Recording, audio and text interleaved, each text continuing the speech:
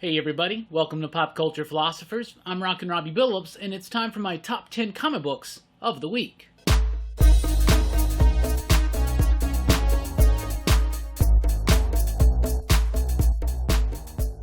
That's right everybody, thanks for checking out the video. I am Rockin Robbie Billups. This is my top 10 comic books of the week. That means out of everything that came out new in comic shops this week, these are the 10 that I highlight as must-reads that you definitely should check out.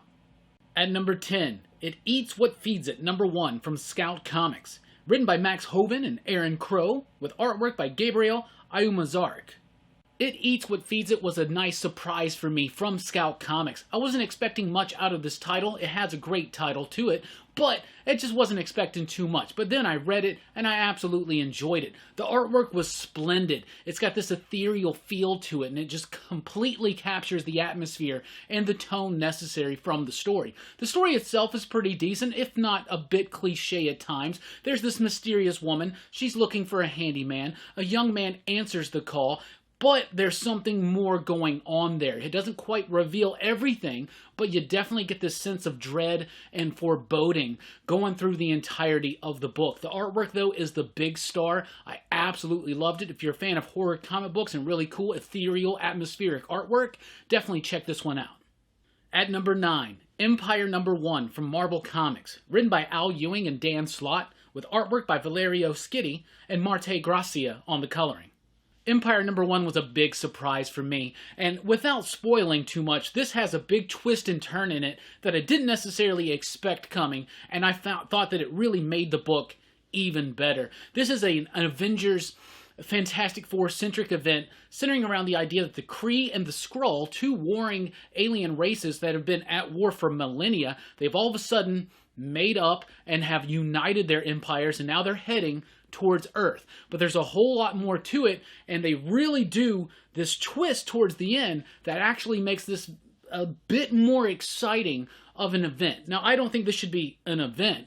I'm just looking at it as an interesting mini-series. That's what I'm doing. All the tie-ins, we'll see what happens. I am looking forward to the Alex Packnadel tie-ins, but overall, I was pretty impressed with Empire. I thought it was a very well done and well executed issue. The artwork was great. It had some big moments, some what the F moments. And like I said, there is a twist towards the end that really completely hooked me in. And I'm kind of down now to see what's going to be going on in the pages of Empire from Marvel Comics. Did like it. Al Ewing and Dan Slott, they seems like you can tell that they're handling their own respective characters. Al Ewing on the Avengers and Slott on the Fantastic Four, but it's working. The characters are acting like I think they would act, and the situation is ramping up in intensity.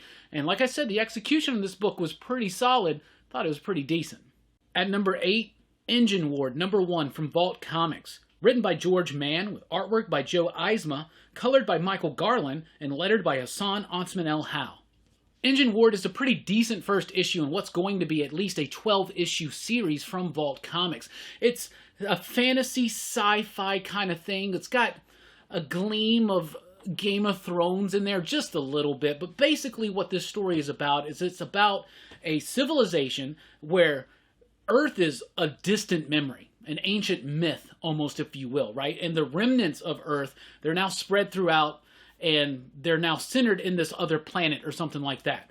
And there's this ruling class, like 12 Celestials, they call them. They all are represented by a different sign of the Zodiac, and they are kind of ruling over these people with an iron fist in a way, holding resources back for themselves and stuff like that. So you're dealing with that dichotomy of the have and the have-nots. But of course, the have-nots completely outweigh that. So I'm really excited to see where this is going. In the first issue, you get introduced to the characters and the basic premise. It really doesn't get completely hooky for me until issue number 2, which I have had the luxury of reading. So this is a pretty solid first issue, but me knowing what's coming in issue number 2, I know that there's a lot more to be explained, to be introduced, and it's pretty compelling. I like the artwork. The artwork by Eisma is this is the same artist from Morning Glories, the Nick Spencer Image comic from a few years ago, and I really do like it. At times it gets a bit rushed, feels a little too frantic at times, but overall I did like this book. It's got some interesting characters, some interesting setup, and like I said, issue number 2 really kind of hooks me in, and I'm excited to see where this is going to develop. At number 7, The Red Mother. Number 6, from Boom Studios. Written by Jeremy Hahn, with artwork by Danny Luckert, lettered by Ed Dukeshire. I'm loving Red Mother. I love the slow burn, the focus on the characters, the focus on the trauma, the focus on getting over the trauma, and then just glints, just hints of something incredibly dangerous and macabre on the horizon. A lot of people have criticized this book for being such a slow burn, but for me, it's part of the allure of this entire project. I have loved it. It's expertly paced. It's profoundly deep and rich in its subtext and its nuance and its thematic material, especially the characterizations. This is a book that is solely focused on the characters. The idea of what's going on, which is intriguing, is about a woman who loses her eye in an attack, and now she's plagued by visions of this Red Mother. There's something mysterious, something wicked, something creepy and eerie going on. This book handles that absolutely with perfection. I have likened this book to Hellraiser at times. Most importantly, that first Hellraiser movie, where it's not about Pinhead and the Cenobites. This book is not about the monsters. This book is not about the villains. This book is about a woman trying to overcome her trauma, and right when she thinks she's overcome it, it starts coming back. I like that exploration. I like that subtext and how it juxtapositions itself against the actual plot of the story. I love it. Things are really heating up for me. This is a great book. It is a little bit of a slow burn, but 6 issues in, I feel like a lot has happened, and I'm enjoying every moment of it. I love the artwork. It's got a great pace to it and a nice flow, and it's got nice, simple line work, great detail in the backgrounds, and to me, I just think Red Mother's one of the best comics on shelves. At number 6, Undone by Blood, or The Shadow of a Wanted Man. Number 4, from Aftershock. Written by Lonnie Nadler and Zach Thompson, with artwork by Sammy Cavella, Jason Wordie on the coloring, and Hassan Otsman-El-Howe as the letterer. This book blows me away. It's a neo-noir modern western type thing, or at least as modern as the 1970s would lead you to believe. It's a revenge western. It's about this woman, her family was murdered, they have never been brought to justice. She returns to this town on a quest of vengeance, while she's reading a cowboy western. The cowboy western she's reading is The Shadow of a Wanted Man. So while you have this story set in the more modern day, at least in the 70s, you have this other, more classic Western story that's going right alongside of it, and they relate to each other with the thematic material. I think that's clever. I think it's very well done, and the execution is flawless. I love this book so freaking much. It is super consistent. If you liked issue 1, 2, or 3, you're going to love issue number 4. The story's starting to heat up. We're starting to get some motivations a bit more clear in some of the other characters. It's really got a great pace and flow to it. The artwork is amazing. Cavella's layouts, his composition, it is brilliant. His panel design. Jason Wordie has this textured, just illustrious painting technique for the coloring that adds so much texture and richness to each and every single image. And then Hassan Otsman-El-Howe, who simply is one of the best letterers in comics right now. I love his work so much, and it really helps Undone by Blood stand out. It's a great creative team. They're all firing off on all cylinders, and it's a must-read. At number 5, Strange Adventures number 3, from DC Comics Black Label. Tom King is the writer, Mitch Gerads and Doc Shaner are the artists, Clayton Cowles is the letterer. Strange Adventures is great. This is Tom King doing what Tom King does best, taking a C or D-list hero, putting it in a 12-issue miniseries, and really getting into the nitty and gritty and digging into this character and what makes him work. I love the idea of what makes a war hero versus what makes a war criminal. From some perspectives, Adam Strange is a war hero. From other perspectives, he's a war criminal. And so you got all this battle going on in the middle, and now you got Mr. Terrific showing up to investigate Adam Strange to find out what exactly is going on. There's a great spotlight on Alana, the wife of Adam Strange, in this issue. Some of the mysteries that have been laid out in issues 1 and 2 start becoming a bit more clear, but a little bit more mysterious, and questions are raised at the same time. Tom King just nails the script. I think the dialogue is great. I love the idea of this story. And the artwork, holy cow. Doc Shaner, Mitch Gerads, they couldn't have two different styles of artwork. Mitch Gerads is doing the modern day stuff. Doc Shaner is doing the Rand-based stuff that happened before the current story that's going on in the book. And they flow so seamlessly together. Two completely different styles, but it works as one cohesive unit. The coloring by both of them is absolutely fantastic. The lettering, top-notch. This book is a must-read. It's DC Black Label. It's 12 issues, and I'm down for all 12. At number 4, Once and Future number 9 from Boom Studios. Written by Kieran Gillen with artwork by Dan Mora, Tamara Bonvillain on the coloring, Ed Dukeshire on the lettering.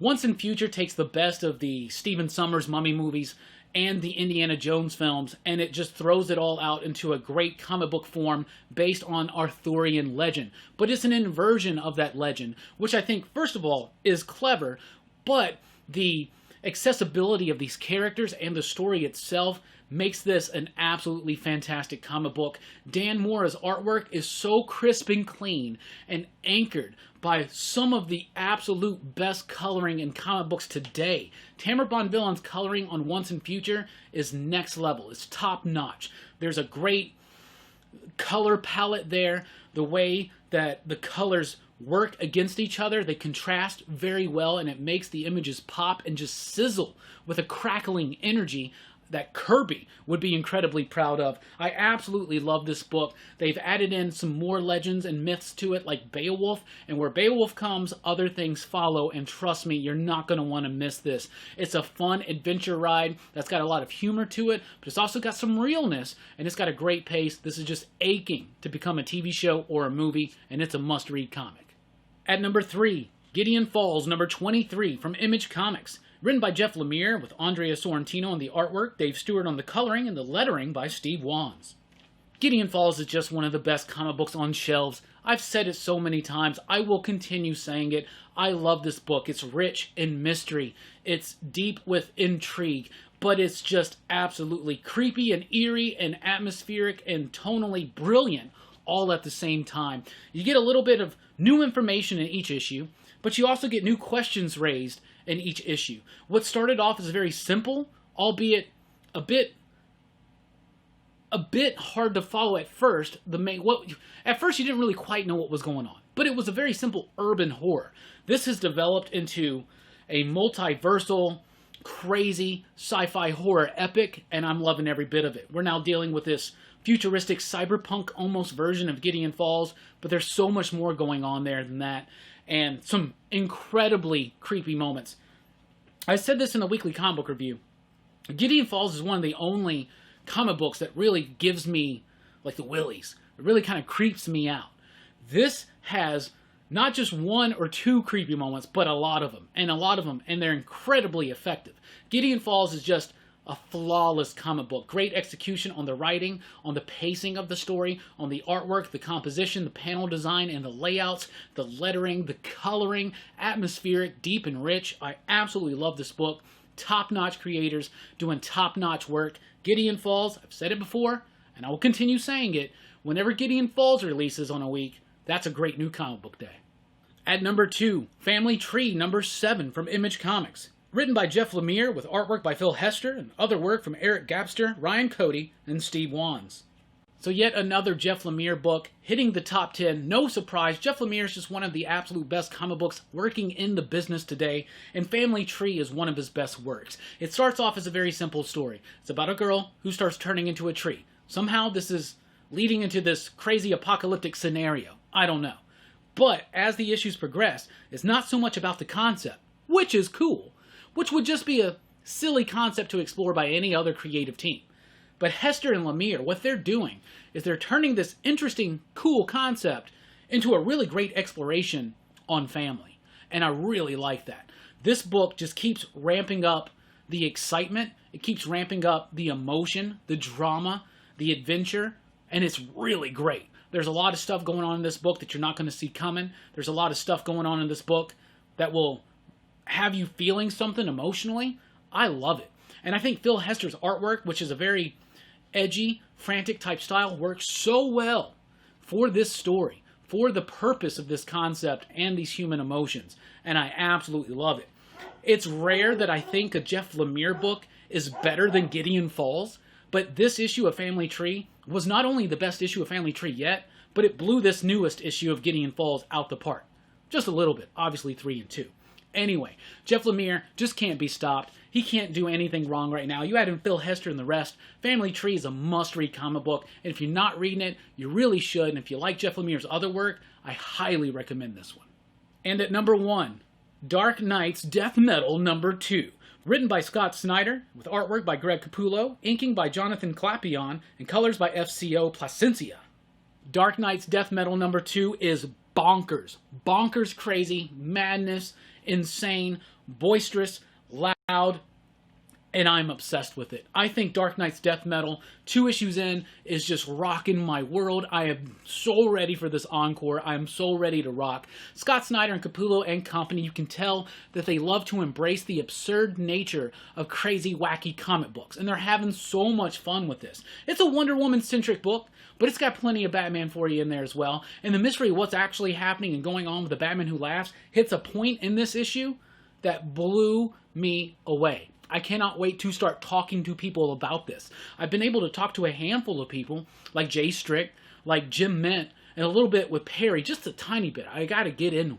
I want to have like a live stream where we're just talking about Death Metal, full spoilers, because this issue had so many great what the F moments, so much moments of humor and absurdness that just comes out of nowhere, that just completely shakes up this story. It's big, it's epic, it's cosmic, it's a crisis, it's an anti-crisis. And I love the idea of the anti-crisis. Most crisis events, and this is what the anti-crisis I think means, most crisis events aim to fix things in continuity or delete things from continuity, make things more streamlined, make things more simple. They're calling this an anti-crisis because what this book is trying to do is bring it all in.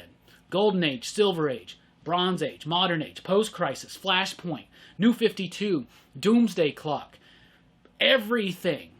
Bringing it together, letting it make sense, and they are doing such a great job with it. Absolutely. Batman's the lord of the undead. Wonder Woman's the ruler of hell. Batman Who Laughs is the ruler of everything, but Perpetua's still... This is all spinning out of the crazy cosmic kookiness that Scott Snyder and company were doing. Snot Skider? What? Snot Skider? Who's Snot Skider? Anyway, it's blown this big, out of proportion, crazy, boisterous thing, and I love it so much. This book blew me away. It awakens the fanboy inside of me. It makes me feel like a kid again, loving these great, crazy, oh wow moments, but also there's some resonating subtext there as well about our darkest fears, our darkest thoughts, and letting them overtake us, and how do we defeat them and push them back. I think this book's going to be a little divisive, but I love it. I love it so freaking much, and issue #2 blew me away. I thought it was better than issue #1, to be honest with you, because it has some crazy moments to make fanboy Robbie go, yo, this is crazy. This is just crazy, but it's awesome. Anyway, that's what I read. That's what I thought about it. What are you reading? What do you think about it? Let me know in the comments down below. What do you recommend for everybody to check out? What were your top picks, your must-reads of the week? Let us know in the comments down below, and also let me know what you think of Death Metal, and if you want to send me a private message on any of the socials, just please do so. I'm down to talk about Death Metal #2, because I can barely contain it. I just want to tell you right now, blah, blah, blah, blah, blah, blah, blah, blah. Isn't that crazy? Great stuff. Anyway, thank you so much for checking out the video. Please do like, share, and subscribe. Join us over at popculturephilosophers.com for podcast blogs, advanced reviews, and a whole lot more. I've been Rockin Robbie Billups. Thanks for rocking with us. Keep on reading.